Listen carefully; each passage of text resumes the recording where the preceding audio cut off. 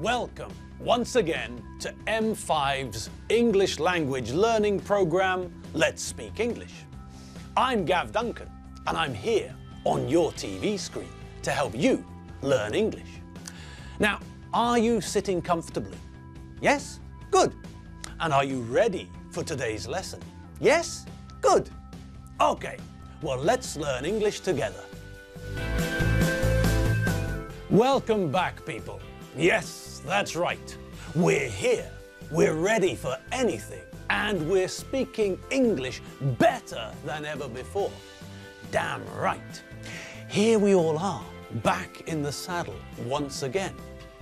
Okay, so we finished our huge, massive, ginormous, enormous, gigantic, super-sized revision. And now we're back in the saddle, back in the driving seat, back on track, back on the yellow brick road, without Elton John. And I can't see Dorothy or Toto either. Never mind, perhaps they're late. Okay, so it's time to ask that question again. Gods of English, are you ready?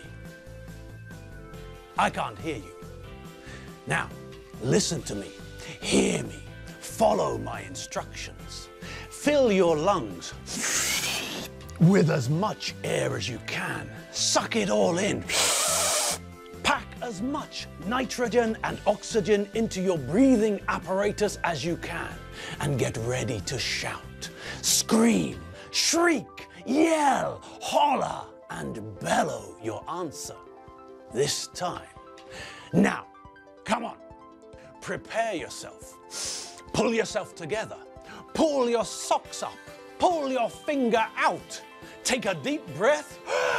Make this the biggest breath in the history of your pulmonary airbags. And let me hear you. I'm here in the studio asking you the question of the day. Are you ready? Now that's better. That's the answer I was looking for. Good.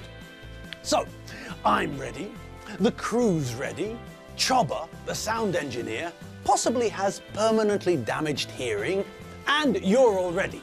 So, what are we waiting for? Let's make a start. Okay, here we go. Now we're going to get started today with something which isn't 100% new. We met this a few weeks back, but I want us to look at it again. Do you remember what we learned about comparing things? Yes, of course you do. Well, we know that with short adjectives, those adjectives with one syllable, we make the comparative form of the adjective by adding er to the end of the adjective. Cold becomes colder, and tall becomes taller. Fine. We also know that when the adjective ends in vowel plus consonant, we have to double the last letter before we add the er. So big becomes bigger and hot becomes hotter. Great. Now, we also remember that if the adjective ends in e, then we don't add er, we only add r. Nice becomes nicer and tame becomes tamer. It would be silly to try and say something like nicer or tamer, wouldn't it? We also know that if the adjective ends in a y, then when we make the comparative form, we replace the y with ier. Steady becomes steadier, and trendy becomes trendier. So, we also know that there are a couple of irregular adjectives. Now, this is a bit of a problem, but it's not a really big problem, is it? With irregular things in English, we know that we can't follow a pattern. There isn't a pattern. So, what do we have to do? That's right, we have to learn them. It's simple. There's no choice. Learn them and remember them. And that's it.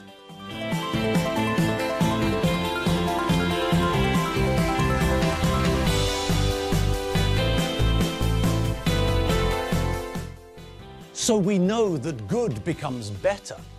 In addition, we also know that well also becomes better. Besides these two, we know that bad becomes worse. Okay, great, fab. Now we also know how to make comparative forms for adjectives which are longer. When we're dealing with adjectives with 2 or 3 or 4 syllables, then we don't change the base adjective in any way. No. We leave the base adjective and put more in front of it. This way, the comparative form of interesting is more interesting, not interestinger. And the comparative form of the adjective approximate is not approximater, but more approximate. Good, great, green, grey, gravy, groovy. Now, we know that we often use comparative adjectives with the word than. It makes it simpler for people to understand what we're comparing. If I tell you that I'm more intelligent, then that's only half a sentence, really. There's a big question hanging in the air. We're left hanging, expectant, waiting for the rest of the information.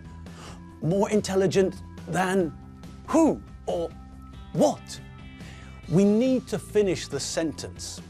We need to provide the rest of the sentence with than something. Otherwise, it just sounds unfinished.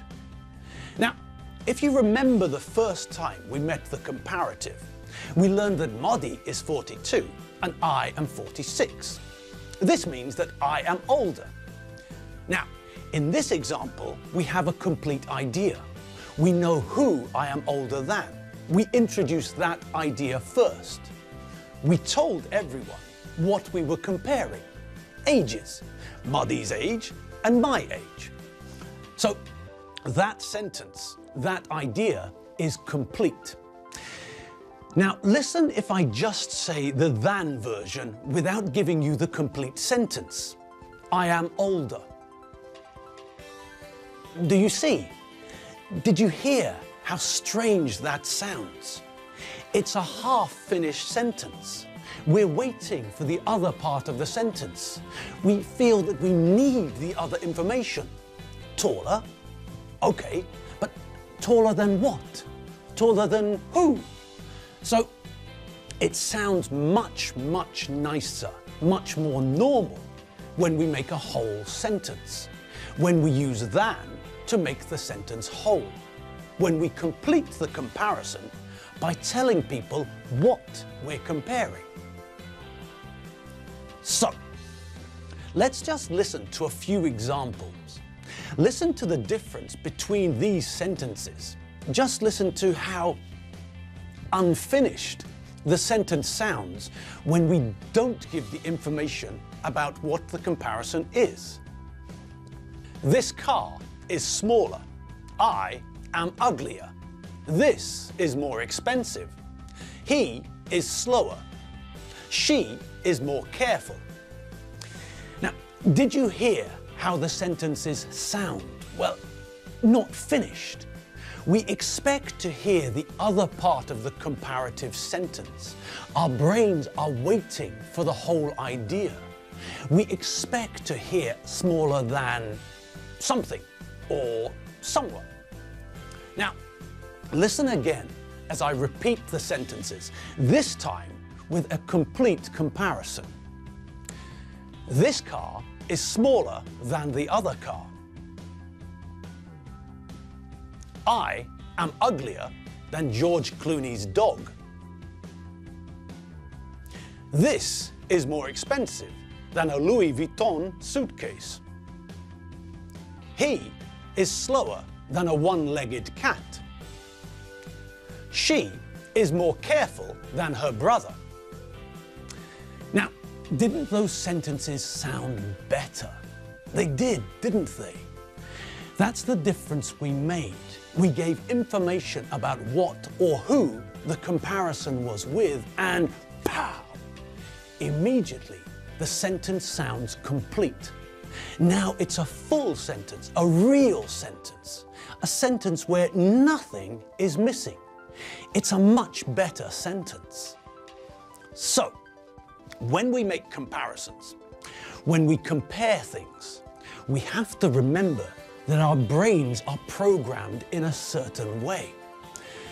Our brains are programmed to expect a comparison to feature at least two things. If we create a sentence to make a comparison, our brain expects to hear what we're comparing. Our brain needs to hear when something is smaller, taller, longer, thinner, slimmer, bigger than. If we don't say what we're comparing something to, then the sentence sounds silly. The sentence sounds half-finished, and people will look at you waiting for you to finish the sentence.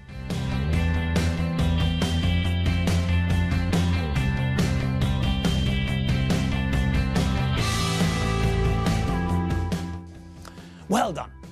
We finished that run-through in record time. And it's a good job too, because yes, you know who's coming.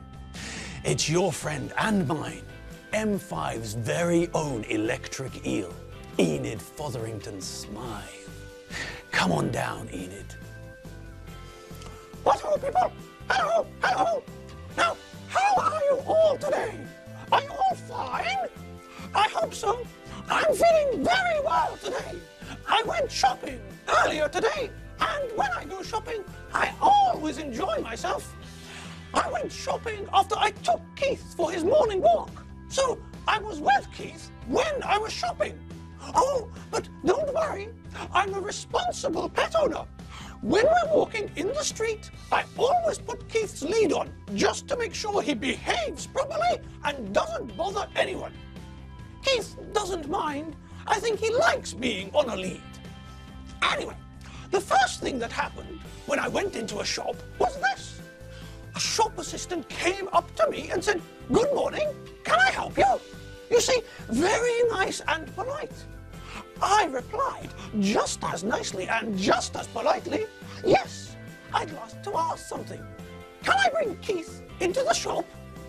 The shop assistant looked at Keith and said, "Oh, yes, if Keith's on a lead, there's no problem." I said, "Thank you," and started to look around the shop.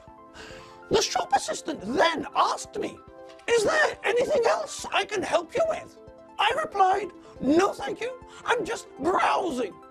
And the shop assistant said, "Okay, if you need anything, just let me know." You see, very nice and very polite, not pushy.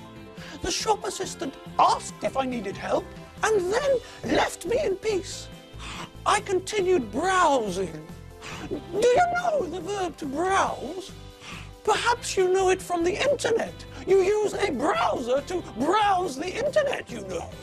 That's the sort of program you have on your computer, a browser. Now, the original meaning of the verb to browse is to look around, taking your time. There's no rush. You're just looking at what's for sale. Anyway, I didn't find anything I wanted to buy. So I thanked the shop assistant and said goodbye. The shop assistant said goodbye to me, and then Keith and I left the shop. Oh, and is that the time? Good gracious, I'll be late for cocktails with the boys. Mustache, toodaloo, hip hip, chitty bye. And she's gone like a bolt of lightning. Okay, that's our cue too. So we'll meet again tomorrow. Until we meet again, remember to enjoy yourselves and don't forget to check out all of our lessons on m5tv.hu.